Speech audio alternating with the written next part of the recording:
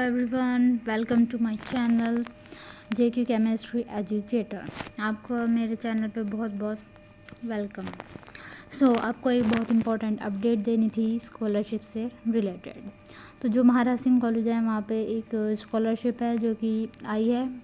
वो किसके लिए है? पुअर और मेरिटोरियस स्टूडेंट्स के लिए है, जो कि अपनी स्टडीज़ को प्रोफेशनल या फिर टेक्निकल या मेडिकल कोर्सेज़ को अपने यूज़ के लिए कर सकते हैं।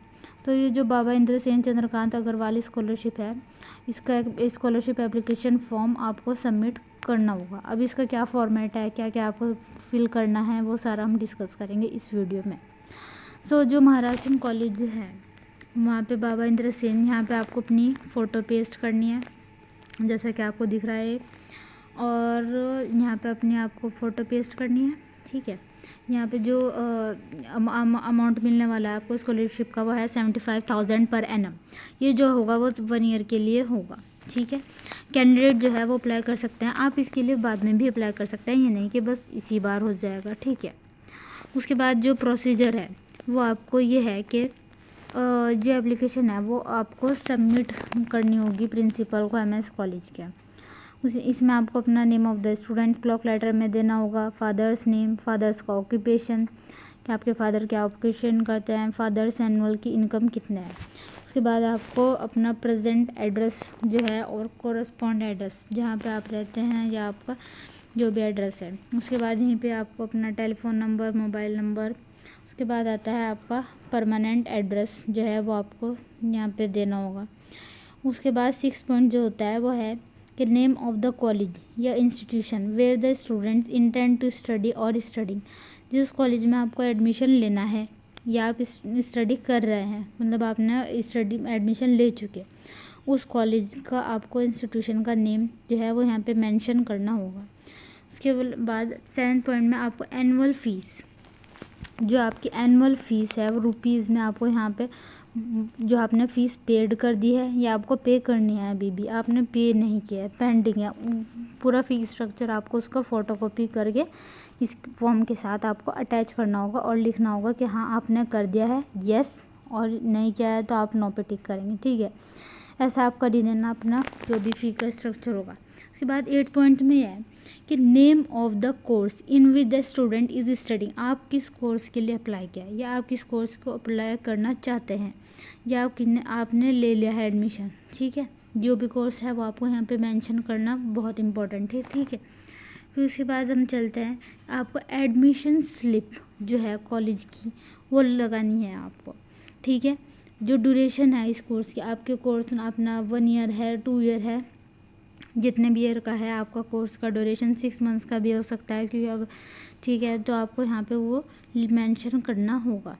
उसके बाद आता है कैरेक्टर सर्टिफिकेट। जिस इंस्टीट्यूशन से अभी आपने स्टडी कंप्लीट किया है वहाँ पे आपको अपना कैरेक्टर सर्टिफिकेट जो है वो भी देना होगा।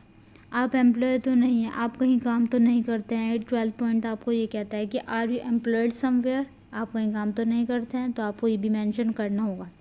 Have you or any family member ever been convicted by any of law. आपके किसी फैमिली मेम्बर ने या आपने ही कोई लॉ के अगेंस्ट तो नहीं कन्विक्ट किया होगा। ठीक है, सबसे इम्पॉर्टेंट बात आती है आपका 14 पॉइंट, आपको अपनी एकेडमिक क्वालिफिकेशंस फिल करनी होगी। फॉर एग्ज़ाम्पल जैसे आपका ये है हाई स्कूल मैंने आपकी 10th होगा, आपको यहाँ पे अपना ईयर मेंशन करना होगा। यहाँ पे आपको कितने मार्क्स आए हैं, जितने मार्क्स, मैक्सिमम मार्क्स, कितने मार्क्स में से आपके ऑब्टेंड हुए हैं। ठीक है, उसके बाद यहाँ पे डिवीज़न वो होता है जैसे 75% पे माना जाता है कि आपकी फर्स्ट डिवीज़न है। ठीक है, उसके बिलो जाते रहेंगे तो सेकंड डिवीज़न, थर्ड डिवीज़न। ठीक है, तो वो आप अपने मार्क्स ऑब्टेंड और मार्क्स मैक्सिमम मार्क्स के अकॉर्डिंग जो है वो बता सकते हैं। आपको यहाँ पे परसेंटेज भी कैलकुलेट करके लिखनी है, चाहे तो आप कैलकुलेटर से कर सकते हैं, और जितने मार्क्स आए हैं वो ऊपर लिखेंगे, फिर नीचे मैक्सिमम मार्क्स जितने में से आए हैं फिर उसको मल्टीप्लाई करेंगे 100 से। ठीक है, तो ऐसे आपकी परसेंटेज जो है वो कैलकुलेट हो जाएगी। फिर यहाँ पे आपको अपनी यूनिवर्सिटी और बोर्ड को मेंशन करना है कि आपने किस यूनिवर्सिटी मैंने जैसे CCS यूनिवर्सिटी से किया है या MSU माशा कुंबरी यूनिवर्सिटी से किया है, और आपका बोर्ड जैसे, या फिर आपने CBSE बोर्ड से क्या है, ICSE बोर्ड से क्या है, UP बोर्ड से, वो आपको यहाँ पे मेंशन करना होगा। सेम ऐसे ही आपको 12th का इंटरमीडिएट मैंने मीन्स 12th का करना होगा, ठीक है। 12th के लिए भी आपको ऐसे ही करना होगा, ठीक है, ठीक है। फिर ऐसे आपको ईयर मेंशन करना होगा, ईयर मेंशन करेंगे, ईयर मेंशन करेंगे। ईयर मेंशन करने के बाद आपको क्या करना है, मार्क्स ऑब्टेन्ड बताने हैं, मैक्सिमम मार्क्स और डिवीज़न परसेंटेज, यूनिवर्सिटी बोर्ड सब बताना है। आपने BA किया है, BSc किया है, BCom, ठीक है, अपनी ग्रेजुएशन के अकॉर्डिंग आप उसका ईयर लिखेंगे, मैक्सिमम मार्क्स और कितने मार्क्स आपके ऑब्टेन्ड हुए हैं उसमें से, डिवीज़न, फिर ऐसे ही परसेंटेज, और ऐसे ही आपको यूनिवर्सिटी, क्या आपने CCS यूनिवर्सिटी से किया है, MSU से किया, आपने PG में क्या आती है, MSc, MA, MCom, ठीक है। आपको यहाँ पे अपने मार्क्स ऑब्टेन लिखने हैं, मैक्सिमम मार्क्स आपके कितने हुए हैं, डिवीज़न आपकी लिखनी है। मैंने आपको बता दिया कि डिवीज़न कैसे कैलकुलेट होती है। अगर आपके 75% it means you have full division rank, ठीक है। परसेंटेज आपको कैलकुलेट बता दिया है, मैक्सिमम मार्क्स अपॉन मार्क्स जितने आए हैं उसको कैलकुलेट करेंगे, मल्टीप्लाई कर देंगे 100 से, तो हमें परसेंटेज मिल जाती है। या फिर आप कैलकुलेटर का यूज़ कर सकते हैं, तो इजीली आपको पता चल जाता है। वहाँ पे परसेंटेज का ऑप्शन आता है, आप डायरेक्ट मार्क्स अपने लिखिए, जितने मार्क्स आए हैं उसको डिवाइड करिए अपने जितने मार्क्स में से, जितने टोटल मार्क्स हैं, और फिर परसेंटेज का ऑप्शन वहाँ पे मिलता है, तो आप इजीली कैलकुलेट करेंगे परसेंटेज और लिख देंगे, ठीक है।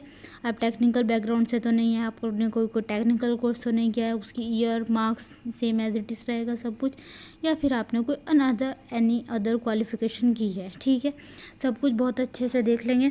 उसके बाद आता है अंडरटेकिंग। जो डिसीज़न है वो सब कुछ हमारा जो है, ये आपने तो ये फिल कर दिया।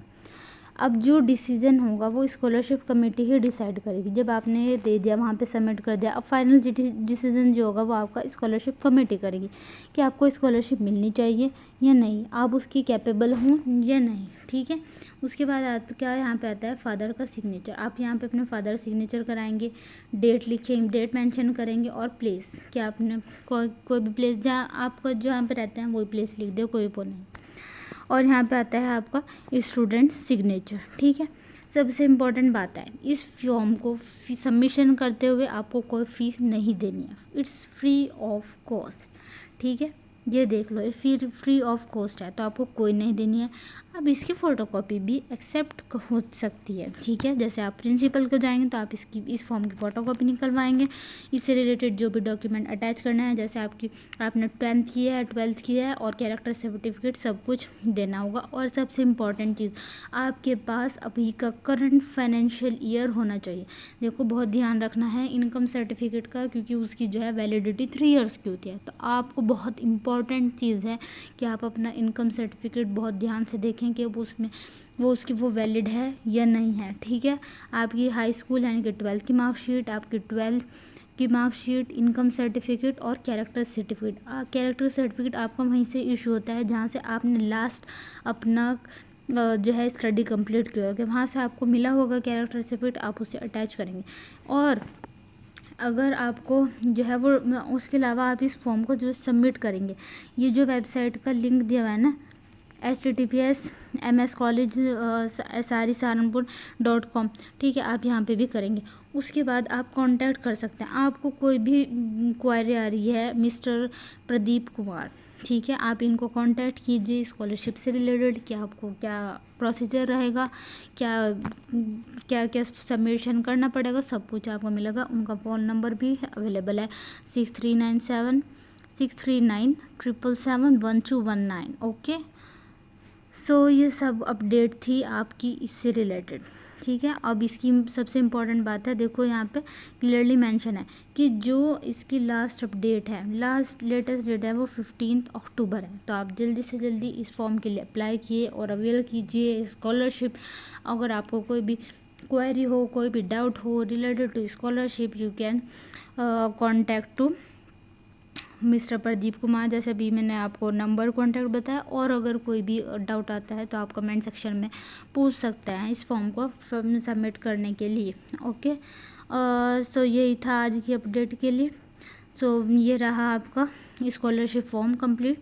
आप इसको जो है वो ईज़िली निकाल सकते हैं प्रिंट आउट, या आप किसी भी कैफ़े से निकलवा सकते हैं, और या फिर आप खुद भी इस फॉर्म को अपने लैपटॉप और से प्रिंट आउट निकालिए और आपको ईज़िली ये फॉर्म को फिल करना है और सबमिट करना है। ठीक है, अगर आपको ये वो चाहिए तो मैं आपको इसका, आपको कोई रिलेटेड प्रॉब्लम है आप पूछ सकते हैं। ठीक है, thank you so much, thank you for watching, keep stay connected, stay tuned, thank you.